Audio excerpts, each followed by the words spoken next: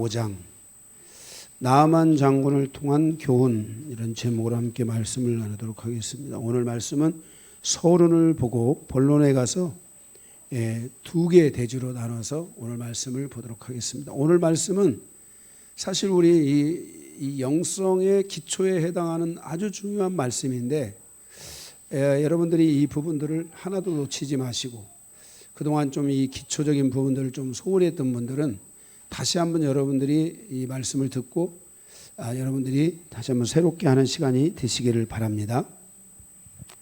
먼저 서론입니다. 나아만 장군은 아람 군대 장관으로 아람의 영웅입니다. 아람과 이스라엘은 계속된 전쟁 관계 속에 있었다는 것을 우리는 성경을 통해 볼 수 있습니다. 아람 왕은 베나닷인데, 이때 아람 왕은 베나닷이라고 하는데, 왕상 20장 1절에 베나닷이 이스라엘의 사마리아를 공격합니다. 이때 하나님께서 아방에게 하나님의 살아계심을 보여주면서 아방으로 하여금 크게 승리를 할 수 있도록 하십니다. 이때가 BC 855년입니다. 왕상 20장 22절에 보면 베나닷은 1년 후에 다시 2차 공격을 감행합니다. 이때 아방에게 다시 한번 철저하게 패하고 굴욕적인 모습으로 아람으로 돌아가는 것을 볼 수 있습니다. 그리고 그 후에 이 아수르의 속국으로 있다가 이 아수르로부터 독립을 하는 과정에서 아수르와 전쟁을 하게 되는데, 그리고 독립하게 되는데, 이때 큰 공을 세운 사람이 바로 나아만 장군입니다. 이때 하나님께서 나아만 장군을 사용하셔서 이 전쟁에서 크게 승리하게 하셨다고 왕하 5장 1절에, 오늘 본문의 1절에 말씀하고 있는 것을 볼 수 있습니다. 그러나 이스라엘도 전쟁사에 얼룩진 민족사를 가지게 되듯이 아람도 주변 국가와의 전쟁사에 얼룩진 아픔과 고통을 계속해서 갖게 되는 것을 볼 수 있습니다. 결국 왕하 6장에 가면, 오늘 다음 주에 6장에 가면 아람의 베나닷 2세가 북이스라엘과 전쟁을 하다가 다시 한번 큰 고통을 겪게 되는 것을 볼 수 있습니다. 민족사이든 인생사이든 전쟁이 필요해서 하는 경우는 어쩔 수 없지만, 지나친 전쟁사와 싸움은 결국 스스로에게 치명적인 결과를 가져다 줄 수 있다는 것을 잊으면 안 됩니다. 이웃나라와의 전쟁사이든 이웃과의 싸움이든 가족사의 싸움이든 싸움에는 사단의 전략이 있다는 것을 알아야 합니다. 사단의 목적은 그러한 싸움을 통해 가난하게 하고 죽이고 멸망시키는 데까지 우리를 끌고 갑니다. 하나님의 전쟁사의 목적은 우리의 삶에서 적이 사라지게 하는 것입니다. 우리의 인생사에 적이 존재하고 적이 나를 향해 서 있고 나와 너 사이에 싸움의 영이 역사하고 있다면, 그것은 영적으로나 삶에 있어서 큰 손실을 가져다 준다는 것을 알아야 합니다. 하나님의 영이신 성령의 사역은 우리의 삶에서 적이 사라지게 하는 사역을 합니다. 내 앞에 싸움의 대상이 없어야 하고, 내 앞에 적이 서 있지 않아야 하고, 내가 상대의 적이 되어서도 안 되고 상대가 나의 적이 되어서도 안 되는 것이 성령이 우리 안에서 하시고 있는 사역이라는 것을 알아야 됩니다.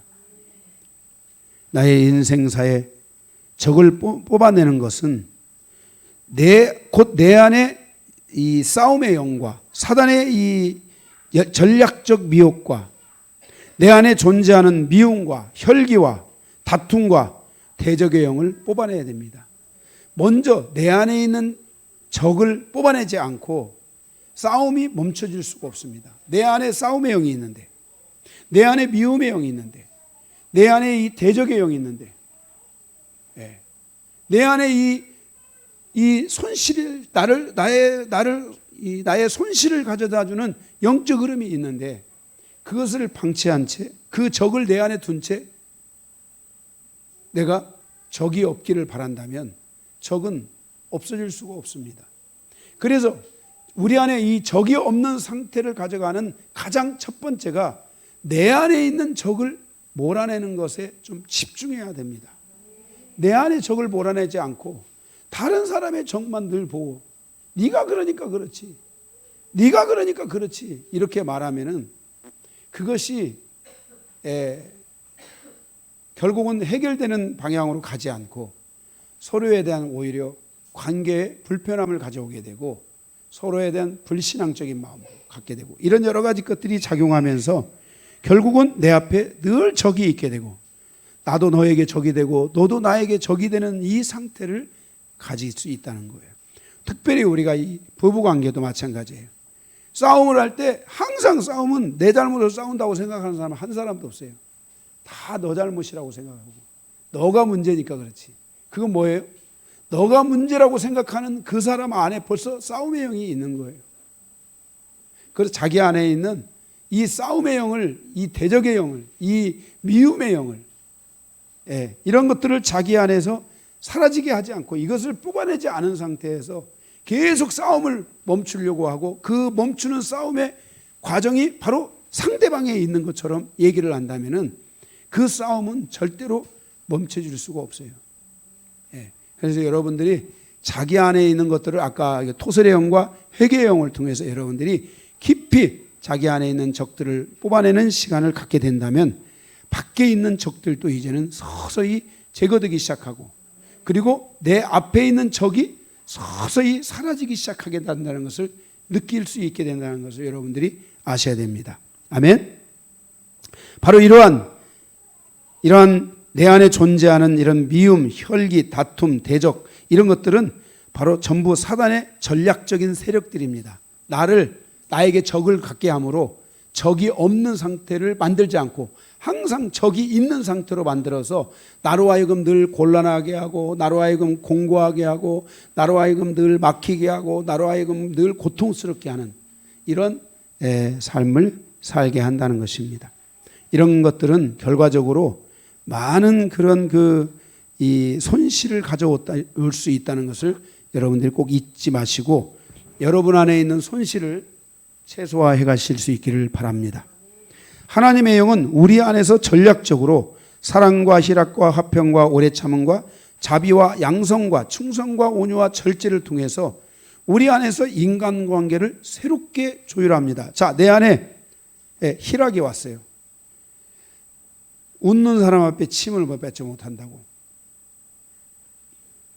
하나님이 주신 희락이 충만하니까 상대방의 나를 향하여 공격해 오려고 했던 그 공격이 세력이 약화돼 버리는 거예요.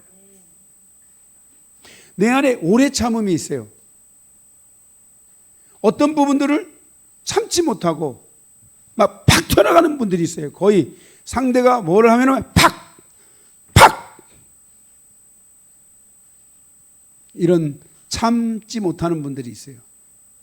이 마음에 이 상처나 이런 것들이 많은 분들도 이거 잘 못 참아요. 마치 상대가 하는 말이 나에게 하는 말처럼 이렇게 받는 분들이 있어요. 이게 오래 참지 못하는 거예요. 그런데 만약에 여러분 입 닫고 놓고 오래 참는다고 해보세요. 오래 참으면 뭐는 싸움은 봐보세요. 싸움은 속도가 느려지면 싸움이 멈춰요. 말이 나가는데 한 달 걸린다고 합시다. 방영선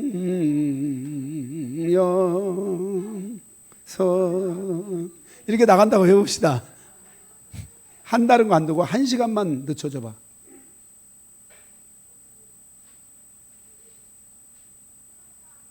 절대로 오래 참으면 속도를 다 늦추는 거예요. 그래서 인간관계를 조율하는 역사를 하는 거예요. 성령은 우리 안에 이런 성령의 열매들을 통해서 인간관계를 새롭게 조율하는 역사를 하고 있는 거예요. 온유, 절제, 충성, 양선, 자비 이런 것들 다 사랑 이런 것들이 다 인간관계를 새롭게 조율하는 굉장히 아주 중요한 역사예요. 그 조율을 통해서 우리 안에 존재하는 육체의 삶에서, 제가 갈라디아서 5장의 말씀을 여러분에게 그 5장 22절부터 잠깐 해석해 드리는 거예요. 우리 안에 존재하는 육체의 삶에서 우리를 구원하고 자유롭게 함으로 육체와 함께 정욕과 탐심을 십자가에 못 박는 역할을 해주는 거예요. 그러므로 성령을 따라서 행하도록 해주는 거예요. 여러분들이 순간적으로 여러분 안에 어떤 대적의 영이나 싸움의 영이나 어떤 미움의 영이 여러분 안에 근본적으로 다른 영적인 흐름이 존재하기 때문에 영과 영은 튀는 거예요. 튀어. 순간적으로. 저거 나 지금 무시하네. 피해의식이 강한 사람들도 벌써 딱 오면은 피해의식이라는 영적인 흐름이 탁 자기 안에 오니까 벌써 반응이 내 안에 팍 나가는 거예요. 이런 것들이 다 우리 내면에 들어와 있는 사단의 전략적 이 과정에서 만들어져 있는 것들이라는 걸 여러분이 기억하고, 여러분들이 이런 사단의 전략을 다 이제는 적을 사라지게 해야 돼요. 적을 사라지게 해야 돼요.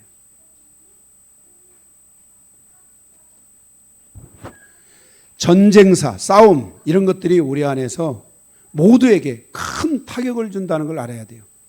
이스라엘도 싸움의 시간을 처음부터 시작해서 끝날 때까지 싸우다가 망한 거야. 아람도 계속되는 싸움을 통해서 국력이 약화되고 결국은 망하는 거고, 우리가 인생사가 싸우는 사람들은 위험한 거예요. 조심해야 돼. 아무리 강대가 또 보세요. 우리가 생각하는 바벨로니아 문명 무너질 줄 알았어요? 금이야, 금. 다니엘은 그 나라를 금으로 표시했어. 최고의 가치를 가진 나라야. 그런데도 바벨로니아도 무너져. 바벨로니아 문명도 무너져. 응? 그 다음에 온 메데파사, 헬라도 최고의 그러한 실력을 통해서 세운 나라야. 헬라의 그 역사는 지금까지도 영향을 미칠 정도로 그런 역사를 가지고 있어. 그래도 무너져. 로마는 천년의 세월을 간 굉장한 파워가, 어마어마한 파워를 가진 나라야. 그런데도 그것도 무너져. 싸움과 전쟁, 이것은 우리에게 심각한 타격을 준다는 사실을 여러분들이 기억하고, 싸워서 해결하려는 것이 아니라 우리 안에 적이 사라지게 할 수 있는 이 방법을 선택하는 여러분들이 되셔야 돼요. 그러기 위해서는 여러분이 내 안에 적이 있다면 그 적을 빨리 몰아내는 데 집중해야 되지, 자기 적은 놔두고 남의 것이나 그냥 가지고들 하려고 이렇게 하면은 이길 수가 없어요. 어떤 사람마다 똑같아. 사람은 너 때문에 그래. 무슨 개뿔 너 때문에. 그러면 상대가 뭐라고 하겠어요? 너 때문이지. 이게 싸움이야. 이런 것들을 성령의 이 열매를 통해서 인간관계를 새롭게 조율할 수 있는 은혜들이 여러분 안에 올 수 있도록 적이 사라지는 그런 놀라운 역사들이 있기를 주님의 이름으로 축복합니다.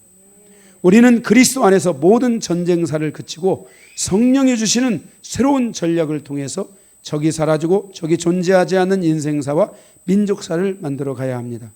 이것이 하나의 이상이 아니라 실제가 되도록 해야 합니다. 성경은 말씀합니다. 믿음은 바라는 것들의 실상이요 보이지 않는 것들의 증거라고 말씀합니다. 믿음의 증거를 세워가는 영광교회 모든 성도들이 되시기를 바라고, 내 앞에 적이 사라지게 하는 그것은 하나의 그냥 이상이다 이런 게 아니라 실질적으로 적이 사라지게 하는,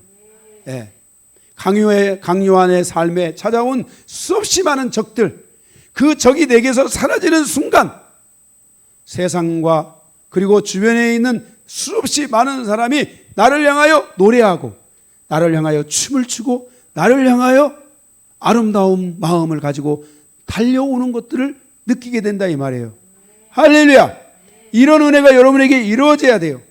참새들이 나를 위해 노래하고 나무들이 나를 위해 춤을 추는 거야. 그것뿐이겠어요? 여러분 보세요. 이 땅에 내가 가장 느낄 수 없는 것이 참새가 나를 위해 노래한다고 생각하는 거야. 보세요 한번. 딸 이름이 뭐냐? 유진이. 유진이가 엄마 사랑해, 이게 더 느껴지겠어요? 나무가 나를 향해 사랑해 느껴지겠어요? 유진이가 나한테 하는 게 느껴지는 거야. 벌써 자연이 나를 향해서 사랑한다고 하고 나를 위해 노래하고 이렇게 느껴지는 것은 사람은 그게 금방 이미 와 있다는 거야. 할렐루야. 예, 여러분들의 삶에 있어서 모든 것이 여러분의 삶을 향하여 이렇게 새롭게 다가오는 이런 은혜들이 이루어져야 돼요. 예. 저는 이런 것들을 제가 다 경험해 봐서 알아요. 새롭게 다가오는 은혜. 말씀이 나에게 새롭게 다가와야 되고 사람이 나에게 새롭게 다가와야 돼요. 이런 은혜들이 여러분에게 이게 적이 사라지면 이런 은혜가 오기 시작한다는 것을 기억하고 전쟁사를 그치게 달라고 기도해야 돼요. 하나님, 내 속에 있는 이 전쟁이 그쳐지게 도와주십시오. 내 속에 있는 이 전쟁이 뿌리가 뽑힐 수 있게 도와주십시오. 이런 기도들을 여러분들이 계속 한다면은 여러분들은 놀라운 결실을 거두게 될 줄로 믿습니다. 오늘 본문에 나오는 나아만은 아람과 아수르의 전쟁사에 큰 공을 세운 군대 장관입니다.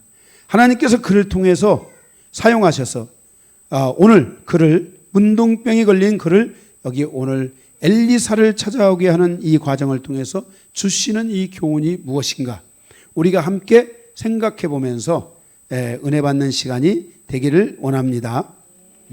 자, 오늘 말씀은 두 개의 대지로 되어 있다겠죠. 첫 번째 대지입니다.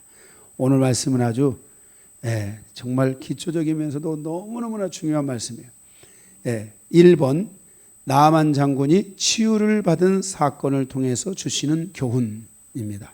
1절에서 19절인데 여기에 두 개의 소재지로 나눠졌습니다. 가로 1번 나병을 치유하는 엘리사. 나병을 치유하는 엘리사. 나만 장군의 치유를 받는 사건을 통한 교훈이죠. 첫 번째 나병을 치유하는 엘리사. 북이스라엘과 아람의 전쟁의 과정에서 한 소녀가 아람으로 가게 되고 나아만 장군의 집에 들어가게 돼서 그 집에 그 소녀가 집에 그 종으로 살게 됩니다. 이때 나아만 장군에게 나병이 찾아왔습니다. 나병은 불치의 병으로 성경에서는 이것을 죄로 여깁니다. 그래서 나병으로부터 치유받는 것은 죄에 대해서 용서받는 것으로 여겼습니다. 모세 오경에 보면 나병에 걸린 사람은 부정하다고 해서 나병이 나을 때까지 영원히 공동체로부터 분리시키고 분리되는 것을 봅니다. 불치의 병인 나병은 하나님께서 치료해 주셔야 고칠 수 있다고 믿었으며 하나님께서 그 영혼의 죄를 용서해 주심으로 나병으로부터 자유롭게 될 수 있다고 말씀합니다. 그래서 성경의 치유 가운데 나병에 대한 치유의 이야기가 성경에 많습니다. 굉장히. 이해가 되십니까? 그런데 아람의 군대 장관 나아만의 나병 치료는 무엇인가? 이 나아만의 나병 치료는 하나님께서 이스라엘의 하나님만이 아니라 모든 자의 하나님이신 것을 보여주고 있다는 내용입니다. 특히 하나님의 사람을 통해서 나병을 치유해 주심으로 하나님의 사랑은 선택받은 백성만을 위한 것이 아니라 누구에게든지 하나님의 사랑이 함께하고 있다는 것을 보여주는 내용인 것입니다. 하나님의 사랑은 누구에게나 함께하고 있다. 누구든지 하나님께로 나온다면 하나님은 그를 사랑하시고 그의 기도에 귀를 기울이신다는 것을 보여주고 있습니다. 성경에서 하나님은 이스라엘만 회개하고 돌아오라고 말씀하고 있는 것이 아니라 이방인에게도 회개하고 돌아와야 된다는 것을 가르치고 있다는 것을 우리는 이미 성경의 강해를 통해 다 들었습니다. 이방인이 회개하고 돌아온다면 하나님은 그의 나라와 그의 나라의 백성들, 그 가족들까지도 모두 긍휼히 여기시고 용서해 주시겠다고 약속하셨고 또 실질적으로 용서해 주시는 것을 보게 됩니다. 바로 요나를 통해서 니느웨가 회개하기를 원했을 때 북이스라엘은 회개하지 않았지만 니느웨는 회개를 해서 하나님께서 니느웨 왕과 니느웨 백성과 니느웨 가정을 향하여 하나님이 긍휼을 베푸시는 장면들을 우리는 성경에서 봅니다. 요나가 가서 그렇게 설 때 그렇게 했는데 미가가 가서 이 북이스라엘이 회개하기를 외치고 남유다가 회개하기를 외쳤을 때 그 당시에 북이스라엘의 왕은 악하여 백성이 회개하는 것을 일으키지 못했지만 바로 남유다는 왕이 그 백성과 함께 회개하는 시간을 가짐으로 남유다에게는 긍휼과 은혜가 임하는 역사가 있게 됩니다. 10%의 긍휼. 이게 바로 똑같은 시대에 하나님께서 선지자를 보냈는데 이방인은 회개하고 하나님의 백성은 회개하지 않는 이런 일들이 실질적으로 일어나고 있는 것을 보게 됩니다. 마치 하나님은 교회 안에만 계시고 교회 편이고 믿는 자의 편이라는 착각에서 벗어나야 하는 것입니다. 잘못된 착각 속에서 오히려 믿는 자들이 하나님을 떠나고 진정한 믿음에서 떠나게 된다면 하나님은 그들에 대해서도 심판하신다는 것을 우리는 기억해야 하고 이와 같은 경고를 우리는 명심해야 합니다. 지금 이스라엘은 하나님 앞에 회개하지 않고 있으며 자신을 돌아보지 않고 하나님을 온전히 의지하지 못하고 있습니다. 그런데 하나님께서 나아만을 부르셨을 때 그는 자신을 돌아보고 자기의 영혼을 정결케 하는 과정을 보여주고 있습니다. 이것은 하나님의 사랑이 이방인인 나아만과 함께 할 수밖에 없는 것임을 보여주고 있다는 것입니다. 그 당시에 하나님은 이스라엘 가운데 많은 사람들의 마음에 노크했지만 그들은 하나님께로 돌아오지 않았습니다. 대부분의 많은 북이스라엘의 사람들이 우상 숭배에 빠지고 죄악에 빠져서 하나님께 돌아오는 일을 하지 않았습니다. 그때 그 당시에 이 엘리사와 같고 엘리야와 엘리사와 같은 그 위대한 선지자가 있었고 그 뒤에도 정말 위대한 선지자들이 존재했지만은 그 백성들은 선지자를 무시하기도 하고 제가 그 뭡니까 아모스 강의할 때 그랬잖아요. 제사장이나 선지자 앞에 나가는데 백성들이 주머니에다가 추를 작은 추 하나 큰 추 하나를 가지고 가가지고 저기 보면 꺼벙한 저기 선지자 저기 저 이상한 선지자가 보이잖아요. 그러면 추를 큰 거를 내놓으면 밀을 그만큼 내야 되기 때문에 작은 추를 갖다가 딱 내놓고 밀을 미리 예비한 대로 밀을 7일분을 밀을 내야 되는데 5일분의 밀만 갖다가 딱 이 저울에 재가지고 이 저울로 딱 주면서 5일분의 밀을 갖다 딱 주니까 5일분의 밀을 제사장들에게 주니까 제사장들이 며칠분의 밀이 부족해요? 이틀분의 밀이 부족한 거야. 그래서 그 제사장 가족들이 점점 어려워지기 시작하고 나중에는 솔로몬 성전이 지어지기 시작하면서 진짜로 이제는 중앙 집권적인 성전 제도가 되다 보니까 지방에 있었던 제사장들이 다 죽어버린 거야. 그래서 그 지방에 있던 제사장들이 세상으로 나가 돌아다니면서 무당질을 하고 이렇게 해서 쓰러지고 넘어지는 수없이 많은 이야기들이 성경에 다 구약 성경에 기록되어 있는 거예요. 이런 얘기를 들으면 여러분 얼마나 하나님을 믿는다는 백성들이 하나님이 그들의 마음에 녹고하고 그들에게 말씀하셨음에도 불구하고 하나님의 말씀을 떠나고 하나님을 떠났는지 알 수 있어요. 그런데 이방인 가운데 하나님을 향하여 하나님을 사랑하고 하나님의 마음을 하나님의 그 말씀에 귀를 기울이고 하나님이 주시는 것에 믿음의 응답을 하는 사람이 있었다는 거예요. 그 사람이 누구야? 바로 나아만이라는 장군이었다는 거예요. 그래서 하나님은 자기 백성이 있었음에도 불구하고 그 나아만이 뭐예요? 문둥병에 걸리게 하는 것도 허락하셨겠지만은 그 문둥병에 걸린 그 나아만이 하나님께 나와서 치유받는 과정을 지금 그 당시에 보여주고 있는 거야. 그런데 그 과정을 통해 하나님께 치유받는 과정을 배워야 되는 백성들은 그것을 배우지 못하고 하나님이 무엇을 하시고 있는지를 알지 못하고 그들은 그 백성들, 게하시가 나오지만 게하시는 그 하나님의 일하심을 보지 못하고 결국 그는 자기가 또 다른 죄에 빠져서 결국 멸망의 길로 가게 되는 것을 보게 됩니다.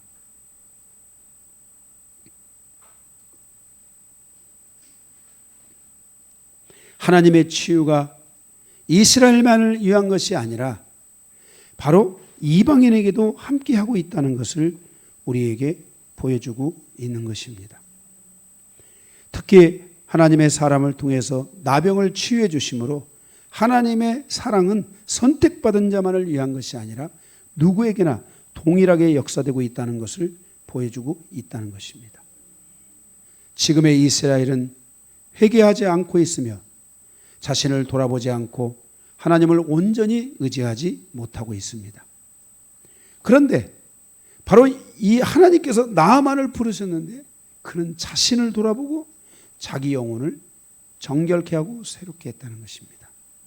요한복음 1장에 보면 그 땅에 빛 대신 예수 그리스도가 오셨지만 사람들 안에 있는 어둠은 그 빛을 거부합니다. 왜? 그 빛이 자기 안에 있는 어둠을 드러나게 하기 때문에 빛을 거부합니다. 그래서 말씀하십니다. 요한복음 1장 12절에 영접하는 자 곧 그 이름을 믿는 자들에게는 누구든지 하나님의 자녀가 되는 권세를 주시겠다고.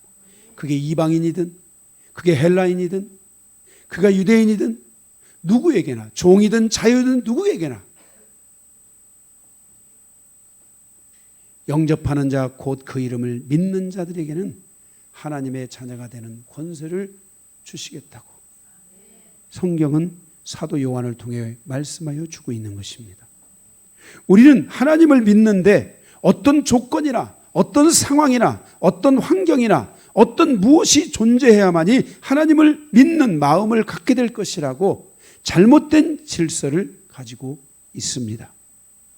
그러나 하나님을 믿는 것은 그 어떤 조건이 갖추어져야 되는 것이 아니라 나아만 장군과 같이 하나님의 사랑과 하나님의 복음에 대해서 반응하는 약간의 마음만 있어도 약간의 마음만 열려도 약간의 마음을 열게 하심으로 그것만으로도 한 사람의 영혼이 하나님의 사랑과 구원을 얻을 수 있고 하나님부터 은혜를 얻고 하나님부터 치유를 받을 수 있다는 사실을 우리에게 가르쳐주고 있다는 것을 명심해야 합니다. 여러분들이 여러분 주변의 가족들에게 누군가에게 복음을 전할 때 어떤 어마어마한 뭐가 생겨야만이 어떤 큰 조건이 만들어져야만이 어떤 상황이 반드시 이루어져야만이 여러분들이 다 여기 교회 신앙생활하고 다 처음 신앙생활하는 사람들 많지만 여러분들이 무슨 어마어마한 무슨 조건이 생기고 뭐가 있어서 다 신앙생활을 하게 된 거예요? 어느 날 그물이 날라왔어요. 뭐가 날라오지 하고 보니까 그물이 날라왔어요. 그물에 누가 있었어요? 내가 잡힌 거야. 아이 모르겠다. 그냥 될 대로 되라. 믿어야지. 그리고 믿은 거야. 무슨 어마어마한 사건이 물론 특별한 사건이 생겨서 저를 만난 분들도 있겠지만 여러분의 마음을 누군가가 하나님이 그 사람의 마음을 열고 있다는 것을 아시고 여러분들이 잘못된 질서에 빠지세요. 우리 아버지는 우리 어머니는 우리 누구는 우리 어떤 사람은 저 사람은 절대 하나님을 믿을 수 없어. 그것은 우리가 갖고 있는 잘못된 생각이에요. 하나님은 달라요. 사람들은 이렇게 생각해요. 이스라엘 사람들만 하나님을 믿을 거야. 이스라엘 사람들은 다 하나님을 믿는 사람들이야. 그러나 하나님이 보실 때는 이스라엘은 하나님을 다 믿지 않고 있었고 그들은 다 우상 숭배에 빠져 있었고 그들은 다 죄악 가운데 있었는데 대부분이 바로 저 이방에 있는 무럭무럭하고 무시무시하고 큰 칼을 옆에 확 차고 옆에는 막 나병이 걸려가지고 막 누가 봐도 막 무서운 그 나아만 장군. 그 사람은 하나님 앞에 올 수 있는 마음의 조건을 가지고 있었어요. 아주 간단한 조건. 여러분들이 영혼을 구원하고 영혼을 주님 앞으로 인도하는데 여러분들의 큰 장벽을 무너뜨리세요. 하나님이 하셔야 한다. 그러므로 나는 담대하게 나가서 하나님의 복음을 전하면 되지. 하나님이 이미 준비시켜 놨을 거야. 여러분이 이렇게 믿고 나가고 나머지 안 되는 것은 그건 여러분 몫이 아니에요. 그 본인의 몫이지. 할렐루야. 두 번째, 나병을 치유하는 엘리사를 통한 말씀이고, 두 번째, 치유받는 영혼이 조심해야 할 것과 치유받은 자의 삶의 방향성에 대해서 보겠습니다. 치유받는 영혼이 조심해야 될 것과 치유받은 자의 삶의 방향성. 5절, 아람 왕의 허락을 받은 나아만은 이스라엘 왕에게 찾아가서 자신을 치유해달라고 말하지만 이스라엘 왕은 오직 전쟁만을 생각합니다. 이스라엘 왕의 마음과 믿음 속에는 하나님의 사람 엘리야도 없었고 사람의 영혼과 육체를 치유하는 하나님께 대한 믿음도 없었습니다. 오로지 그 이스라엘 왕에는 저것이 갑자기 나아만 장군을 보내서 치유하라고 해가지고 치유 못해주면 그것을 구실로 삼아서 우리하고 전쟁을 하려고 하는 거하고 진짜 하나님의 뜻과 아무런 관계도 없이 자기의 옷을 찢으면서 이런 죽일 놈들 하면서 막 옷을 찢고 있는 거예요. 전혀 하나님의 뜻과 관계없이 가고 있는 거예요. 이 사실을 알게 된 엘리사가 사람을 보내서 그 사람을 자신에게로 보내달라고 요청을 합니다. 9절에 보면 나아만이 엘리사를 찾아옵니다. 10절, 엘리사는 나아만을 쳐다보지도 않고 그에게 가서 게하시에게 보냅니다. 야 게하시, 나아만이 엘리사 계십니까? 저 이웃 나라에서 온 나아만 장군입니다. 이렇게 인사를 문 밖에서 하는데 엘리사는 나오지도 않고 게하시에 보내서 요단강에 가서 7번 씻으시래요. 하고 들어가는 거예요. 성질이 여기까지 나가지고 이 사람의 생각에는 이 노를 11절 노를 이때 노를 바라고 떠나게 되는데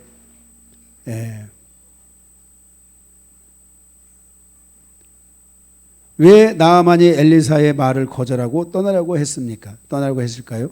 11절에 내 생각 때문입니다. 내 생각. 내 생각은 뭐예요? 내 생각은 그가 내게로 와서 엘리야사가 내게로 와서 하나님의 이름을 부르면서 자신에게 안수를 해서 엘리사가 나왔어요. 나아만이 왔는데 아유 장군 잘 오셨습니다. 내가 기도해 드리겠습니다. 여호와여 여호와여 오늘 이 나아만에게 임하셔서 나아만을 이 분동병에서 치료해 주십시오. 이렇게 할 줄 알았더니 코빼기도 안 보이고 야 안에 있어가지고 요단강에 여러분 가보셔서 저 요단강 제가 가봤잖아요. 요단강이 거기가 이 요단강이요. 이게 요단강이잖아요. 이쪽이 동쪽이고 이쪽이 서쪽이잖아요. 그런데 이 동쪽 지역이 다 거의 사막 지역이에요. 사막. 그리고 이쪽도 뭐 그냥 이게 그 사막에 가깝고 이 모래섬에 가깝고 막 이런 여러 가지 환경적으로 보면은 뭐 이쪽도 환경이 뭐 산맥이 많고 그래서 별로 이렇게 막 물이 깨끗하게 흐를 수 있는 상황이 아니에요. 더군다나 이쪽에 바람이 이렇게 불거든요. 그러니까 이 요단강이 항상 더러워. 이 요단강이 좀 더러워. 이게 항상 이 물이 맑은 물이 흐르는 게 아니라 약간 이 황토색 색깔이 있는 물이 흐르는 거야.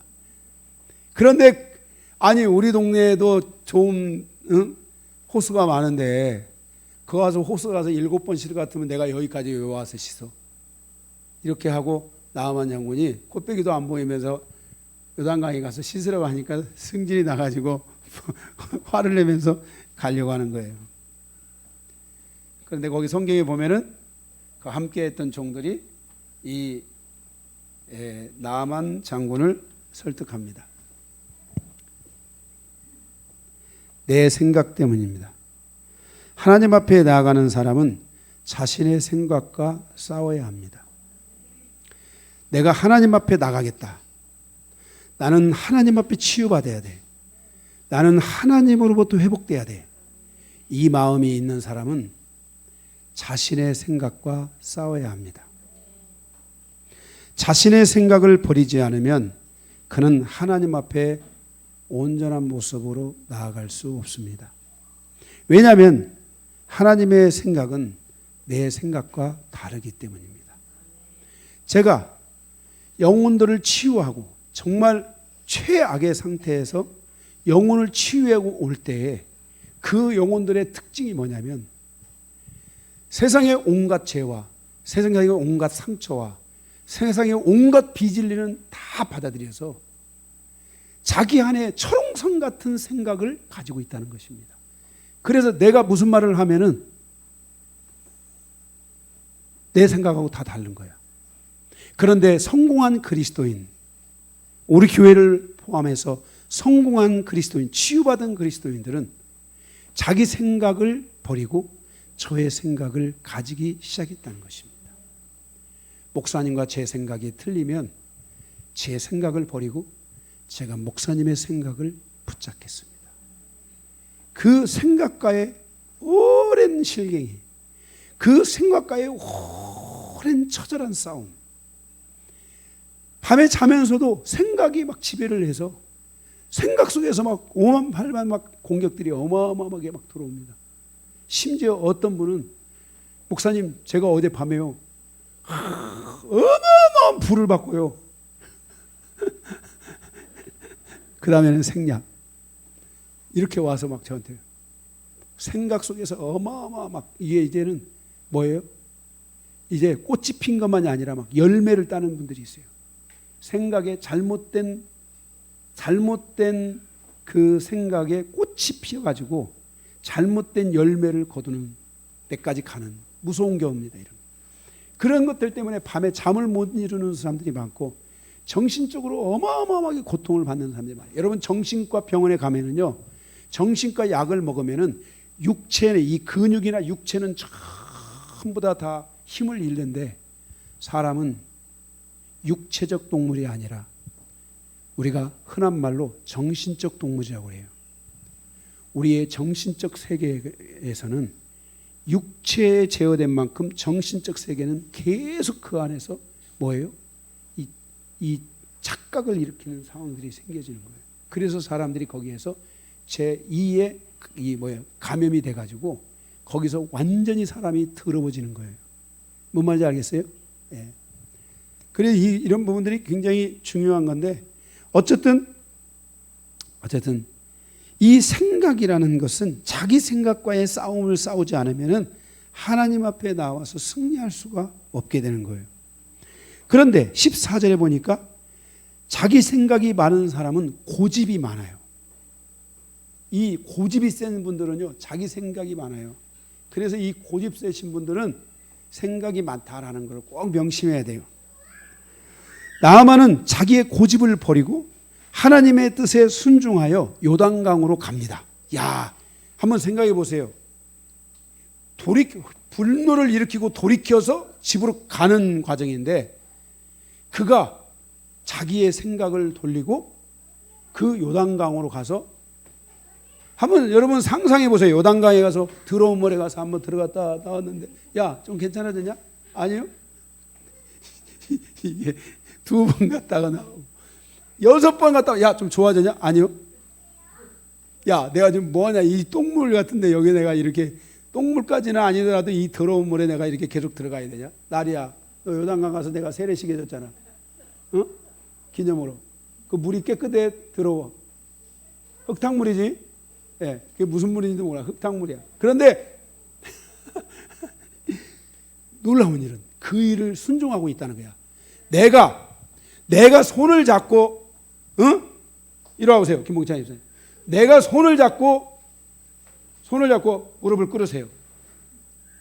이렇게 해도 무릎을 꿇기가 쉽지가 않아. 그런데 내가 손을 더 가보세요. 자, 거기 이러세요. 본인이 스스로 무릎을 좀 꿇으세요. 이렇게 해서 본인 스스로가 자기의 모든 생각과 자기의 모든 것들을 내려놓고 스스로 무릎을 꿇고, 지금 김봉찬 집사님이니까 이렇게 해서 웃으면서 무릎 꿇지, 내가 만약에 옛날에 처음 교회 왔을 때 내가 집사님 무릎 꿇으세요, 그러면 그 다음날 바로 반격 들어왔을 거예요. 사람들 앞에서, 목사님 사람들 앞에서 왜 그러시냐고. 맞죠? 예, 바로 반격 들어왔을 거예요. 지금은 순한 양이 되셔서 제가 뭘 하라든지 다 해. 그런데 옛날 같으면 안 그랬을 수 있다는 거야. 예, 우리 김봉찬 집사님이 지금은 순한 양이 됐어요. 옛날에는 얼마나 무서운 분인데요.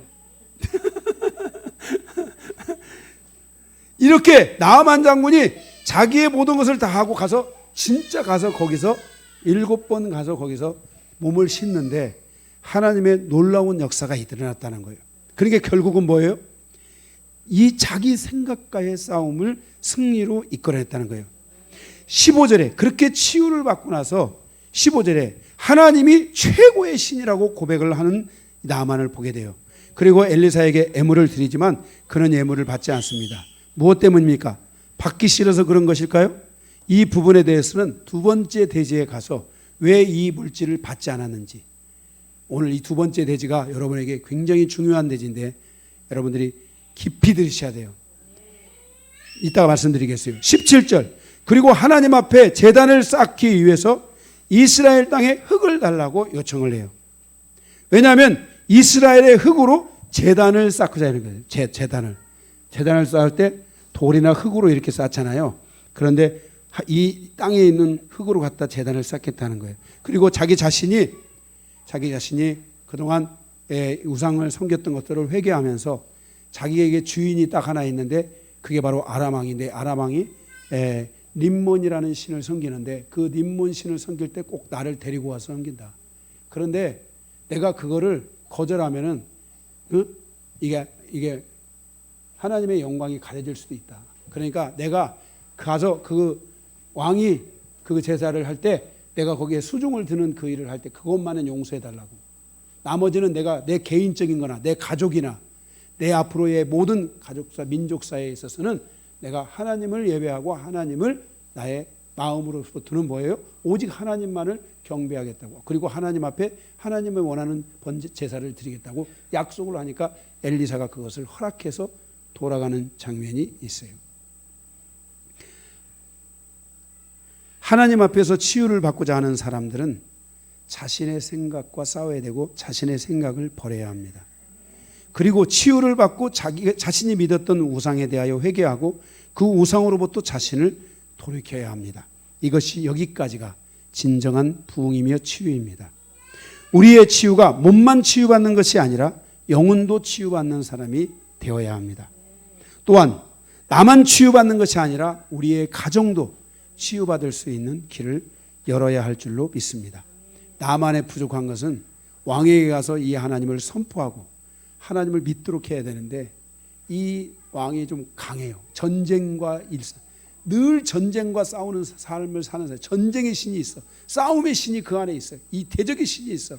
여러분들이 항상 대적의 신이 있는 거, 이런 주변에, 여러분 주변에 대적의 신이 강한다, 대적의 영이 강한 사람들, 이 대적하는 사람들, 제가 여러분들에게 그랬죠. 일터 가서 일터의 사장님하고 대적하지 말라.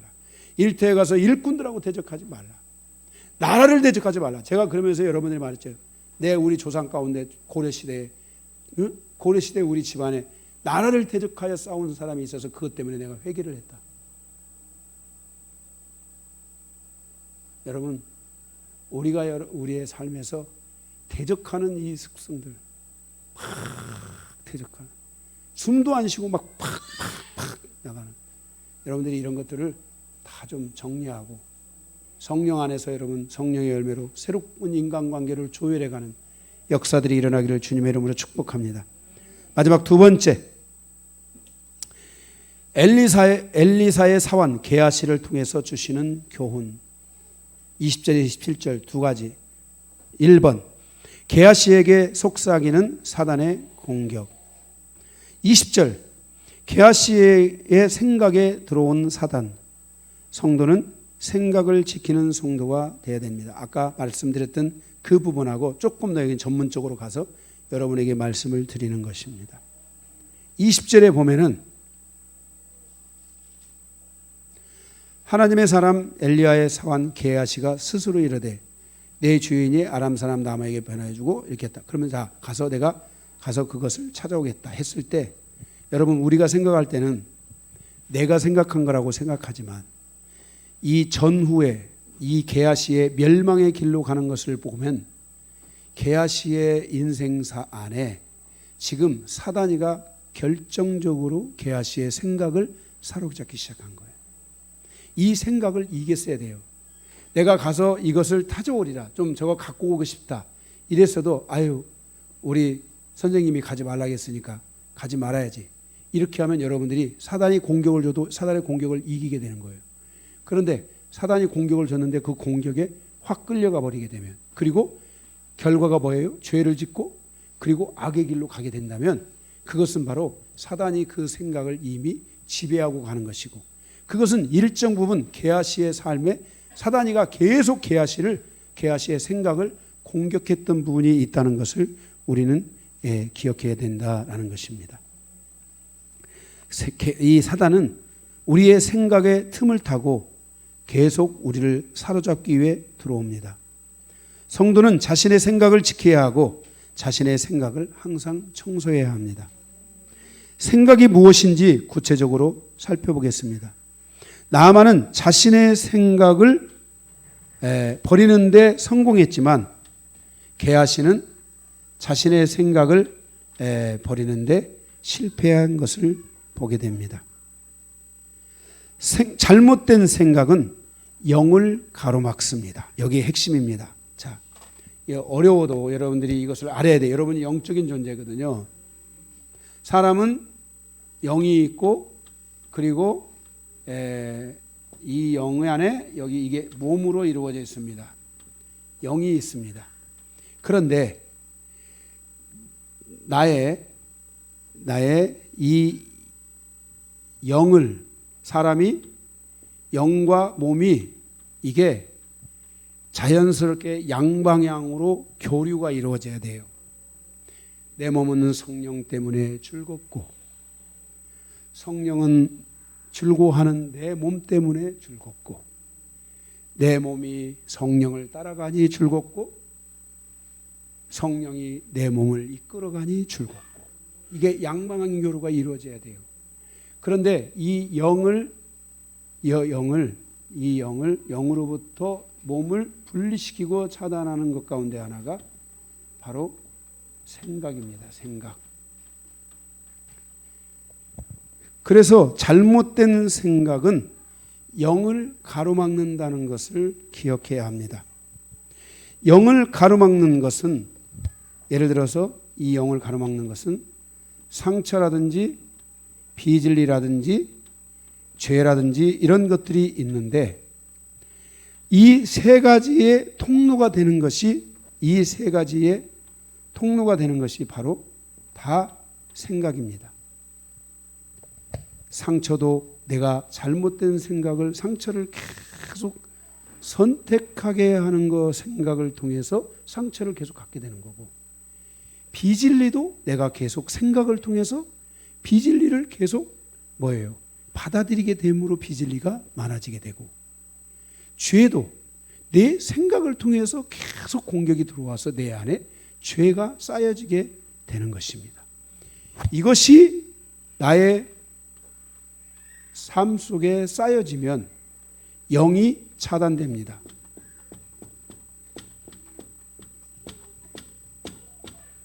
영이 차단되면은 내 영의 기능이 나타나지를 않고, 영의 기능이 발휘되지 않고, 성경은 이것에 대해서 새 사람이 아니라 옛 사람의 모습을 가지고 산다. 옛 사람은 뭐예요? 과거에 에덴 동산에서 타락했던 아담과 하와로부터 온 옛 사람, 그 옛 사람의 모습을 가지고 살게 된다라고 말씀하고 있습니다. 우리가 성도는 새 사람으로 살아야지, 교회 다니면서 옛 사람으로 살면은 그것을 가리켜서 우리는 육신적인 그리스도인. 그러니까 뭐예요? 교회는 다니지만 육신적이다. 육신적인 삶을 산다라고 말할 수 있게 된다는 것입니다. 사단은 물리적인 공격을 사용할 수 없습니다. 사단은 절대로 나한테 절대로 자보세요. 야! 하고 말을 못합니다. 직접적으로. 그런데 생각에다가 야를 넣어주면 야를 자기가 선택할 수 있어요. 뭐라고요? 나쁜 년 이 말을 사단이가 직접적으로 우리에게 말을 못합니다. 그런데 생각 속에 나쁜 년이라는 것을 넣어주면 내 생각에 온 그것을 내가 선택할 수 있게 됩니다. 사단은 이렇게 직접적으로는 우리에게 물리적 타격을 줄 수가 없습니다. 왜? 우리는 하나님으로부터 온 피조물이기 때문에, 하나님의 창조물이기 때문에 하나님의 창조물에 마귀가 손을 댈 수가 없는 겁니다.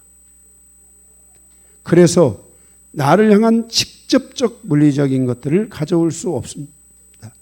그래서 사단이는 두 가지의 통로를 통해 공격하는데, 하나는 생각을 통해 공격하고 또 하나는 육체를 통해 공격하는데, 육체 고통을 통해서 공격하는데, 육체 고통을 여러분들이 자꾸 당해서 육체 고통 때문에 자꾸 짜증을 내고 육체 고통 때문에 계속 이런 것들을 여러분이 안 가져갈 수는 없지만, 여러분들이 육체의 고통 가운데서도 감사를 하고 막 미쳐버리겠네, 육체 미쳐버리네, 그러다 미치는 거예요.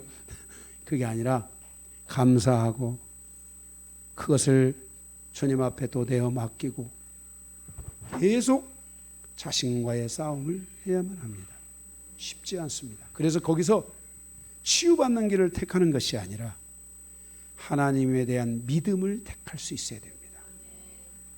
많은 사람들이 교회를 통해서 치유의 길을, 자꾸만 치유의, 육체에 대한 치유의 길을 선택하게 되면 그 사람은 믿음이 떨어집니다. 그런데 치유의 길을 선택하는 게 아니라 믿음을 선택하면 믿음은 점점 커지게 되고, 치유되지 않아도 감사하고, 믿음은 점점 상승해서 육체는 날로 후퇴하나 내 영은 날로 새롭다고 말한 것처럼, 믿음은 상승하기 때문에 치유되지 않아도 감사하고 치유돼도 감사하고 믿음의 변화가 없게 되는 것입니다. 그런데 치유의 목적을 둬버리면 치유가 안 이루어지면 하나님이 안 계신 것 같아요. 치유가 안 이루어지면 믿음도 없는 것 같아요. 치유가 안 이루어지면 이게 육체에 대한 공격들을 이겨내야 되는 방법인 것입니다. 그런데 육체에 대한 공격보다도 더 현란하고 무서운 것이 생각을 통해서 우리를 향하여 공격해 오는 것입니다. 사단이 가장 즐겨 쓰는 통로가 바로 나의 생각에 자신의 생각을 넣어주는 겁니다. 생각을 통로를 사용하고 있는데, 이 생각에는 이 생각은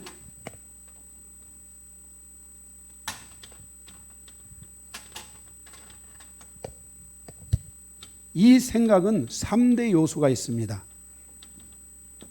추론하는 요소, 기억하는 요소, 수집하는 요소가 있습니다. 이 세 가지를 통해서 잘못된 생각을 하게 되면, 다시 말해서 상처라든지 비질레라든지 죄악을 통한 생각을 하게 되면 그런 잘못된 것을 계속 추론합니다. 그런 식으로 계속 추론합니다. 계속 그런 쪽으로 기억을 합니다.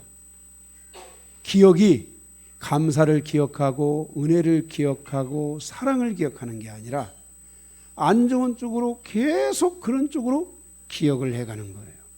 그 다음에 수집을 해도 어떤 정보를 수집을 해도 계속 그런 안 좋은 쪽으로 잘못된 쪽으로 그런 정보를 왜곡된 정보를 계속 수집하게 되는 거예요. 여러분 조심해야 돼요. 우리의 생각이 잘못된 이러한 질서에 노출되어 있으면 그 잘못된 노출된 것으로 끝나는 것이 아니라 뭐가 막힌다고요?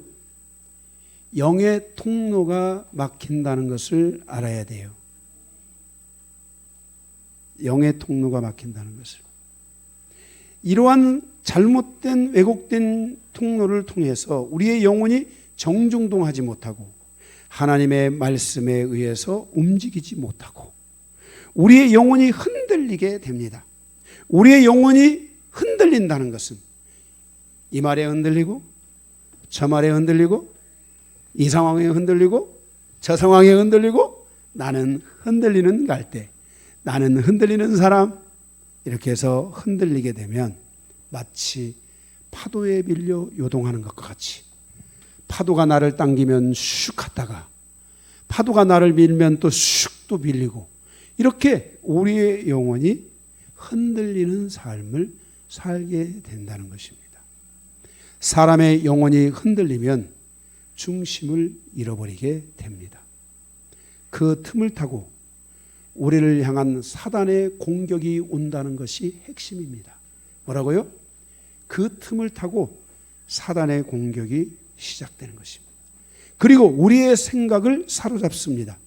여기서 생각이 무너지면 마음도 무너지게 되고 상처를 선택하고 지속적으로 빚을 일을 선택하고 지속적으로 죄를 선택하는 길을 가게 되고 그 결과 게하시처럼 넘어지고 무너지게 된다는 것을 기억해야만 할 것입니다. 게하시가 나아만에게 옵니다. 21절에 게하시가 묻습니다. 나아만이 묻습니다. 게하시여 평안하니까? 22절에 게하시가 나아만에게 말하기를 평안하다 라고 말합니다. 22절 게하시가 나아만을 향해 평안하다고 한 순간부터 게하시는 나아만을 속이고 하나님을 속이고 그리고 점점 엘리야를 속이면서 죄를 짓게 되고 거짓말을 하게 되고 결국은 하나님이 원하지 않는 선택을 하게 되는 것을 보게 됩니다. 우리의 삶에 있어서 생각, 사단의 공격이 이런 식으로 우리에게 다가올 수 있다는 것을 기억해야 합니다. 게하시가 넘어졌던 것처럼 우리의 인생사가 넘어지는 인생사가 되면 안 됩니다.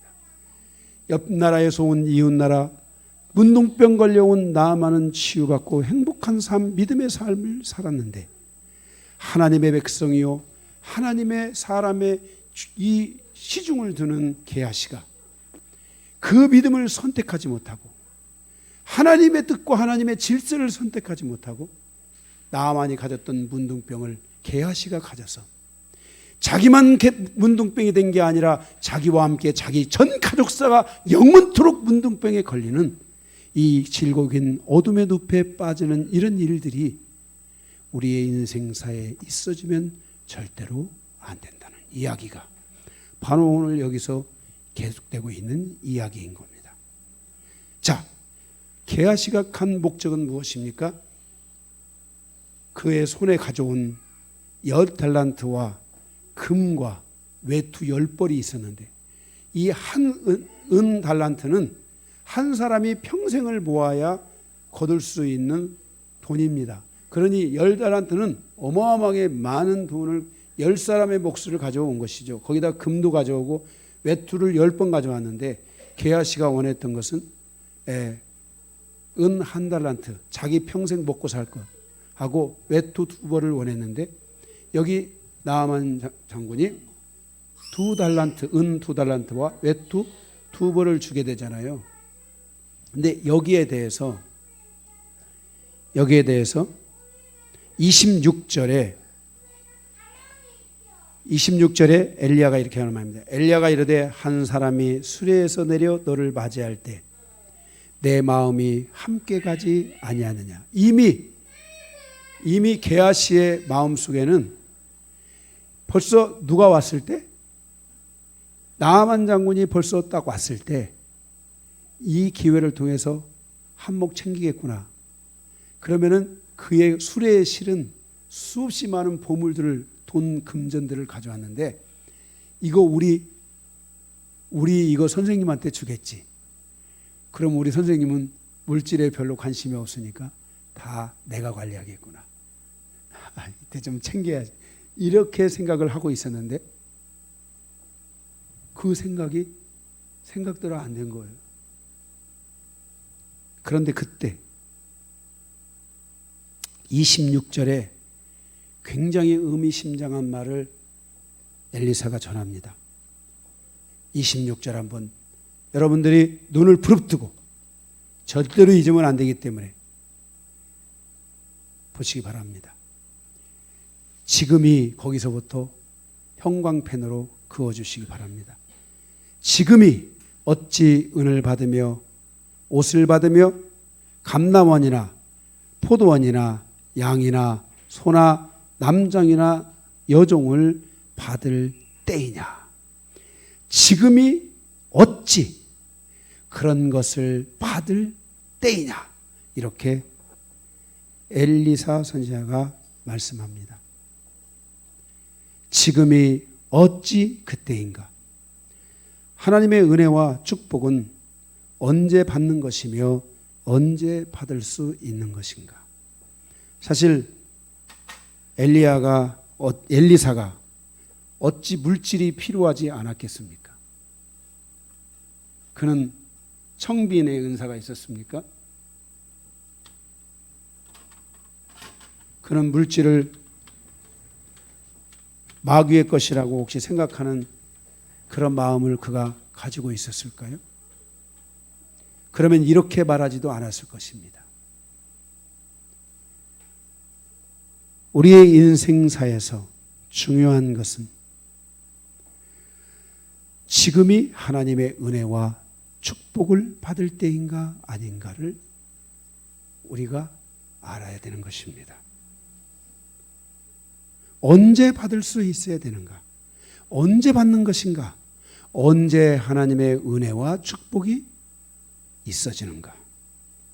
바로 회개의 통로가 먼저 열려야 된다는 것을 말씀합니다. 나아만이 가져온 물질은 회개를 한 나아만의 몫으로 돌려보내고 있는 것입니다.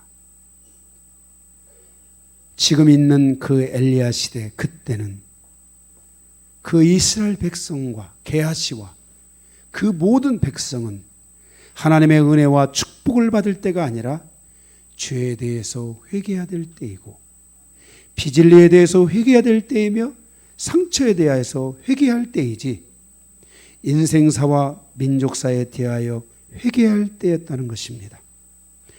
회개할 때이지 하나님의 은혜를 받고 축복을 받을 때가 아니라고 말씀하고 있는 것입니다. 지금의 이스라엘은 우상 숭배와 죄악에 대해서 회개할 때이지 하나님의 은혜를 구하고 하나님의 축복을 구할 때가 아니었기 때문에 엘리사는 바로 그 물질을 물렸다라는 것을 오늘 우리에게 말씀하고 있는 것입니다. 하나님의 은혜와 축복은 회개를 통해서 자신의 영혼을 하나님 앞에서 돌아보고 자신의 영혼을 치유하고 회복시키는 과정이 있어야 그 결과로 하나님의 은혜와 축복을 구할 수 있게 되고 그 축복과 은혜를 구할 때 하나님은 그들에게 그 모든 필요를 그가 원하는 대로 무엇이든지 다 줄 수 있게 된다는 것을 우리는 기억해야만 한다는 것입니다. 성도가 하나님의 축복의 시간으로 가는 순서를 잊으면 안 됩니다. 누구나 다 축복을 받고 하나님의 은혜를 받고 싶은 마음이야 다 굴뚝같이 있습니다. 그러나 성도는 반드시 하나님을 믿기 때문에 무조건적으로 기복신앙에 의해서 하나님이 잘되게 하고 하나님의 은혜를 받고 하나님이 다 뭐든지 하셔야 되고 나에게 이 기도를 들어주셔야만 된다는 이런 생각을 아무리 해도 하나님은 응답하시지 않습니다. 우리의 삶에 순서가 있습니다. 먼저 회개하고 먼저 자신을 돌아보고 자신을 치유하고 주님 앞에 나아가 주님의 긍휼과 은혜를 구하되 그리고 그 주님의 은혜와 긍휼이 우리에게 충만히 열려지고 되고 하나님을 향하여 하나님이 우리를 향하여 축복할 수 있는 축복의 문이 활짝 열리게 될 때 그때 우리가 하나님의 은혜와 축복을 구한다면 하나님은 그때는 우리에게 무엇이든지 다 줄 수 있다는 것입니다. 그런데 회개하지 않은 사람들, 회개하지 않은 게하시, 회개하지 않은 백성들이 하나님의 축복을 구할 때 엘리사가 하나님이여 이 땅의 백성들이 하나님의 축복을 구하니까 하나님이 이 땅의 백성들에게 은혜를 주십시오. 그렇게 했을까요? 하지 않았습니다. 제가 처음 사역지, 처녀 사역지, 제가 우리 권사님이 계셨던 그 마을에 가서 처음 사역을 하며 제가 그 땅을 축복해달라고 기도할 때 그 땅에 축복이 왔지만 기억해야 됩니다. 하나님은 이미 아셨습니다. 저를 통해 그 땅이 회개할 것을, 저를 통해 그 땅의 믿음이 회복될 것을, 저를 통해 그 땅이 하나님을 사랑하고 하나님을 의지하고 믿음으로 나아갈 것을 하나님이 아셨기 때문에 하나님은 그 땅에 축복을 그때부터 내리시기 시작했던 것입니다. 우리의 삶에 진정 중요한 것은 하나님을 향하여 나아가는 우리의 순서가 바꿔지면 안 됩니다. 하나님이 나에게 이렇게 하면 내가 이렇게 하겠다는 것이 아니라 내가 하나님 앞에 이렇게 바로 서게 된다면 하나님은 우리의 삶을 당연히 돌아보신다는 것입니다. 우리 여기 김 집사님, 아까 나와서 무릎 꿇은 김봉찬 집사님, 2년 동안이나 회개 기도하고 2년 동안이나 하나님 앞에 나와 기도하며 돈이 없어서 있는 거 없는 거 다 팔고 자동차도 팔고 걸어다니고 그리고 그 시간에 하나님 앞에 나와서 회개하면서 하나님의 긍휼을 구하고 자신의 영혼을 돌아보고 자신의 영혼을 책망하고 자신의 영혼을 회복시키는 일에 집중한 거예요. 응? 예. 그렇죠?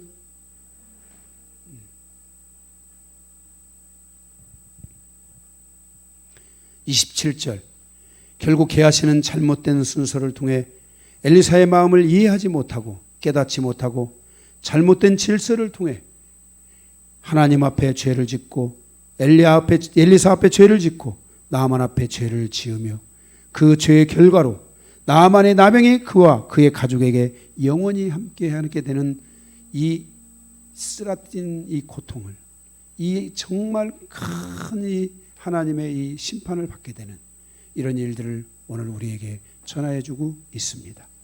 나만 장군의 치유를 통해서 주시는 교훈, 오늘 이 교훈을 여러분의 마음에 잘 새기고 받아들여서 여러분의 신앙에 좋은 기초를 가지고 여러분이 하나님을 향하여 하나님의 계획 앞으로 나아가는 그런 놀라운 역사, 나만을 축복하신 하나님의 그 놀라우신 역사가 여러분의 삶에 함께 하시기를 주님의 이름으로 축복합니다.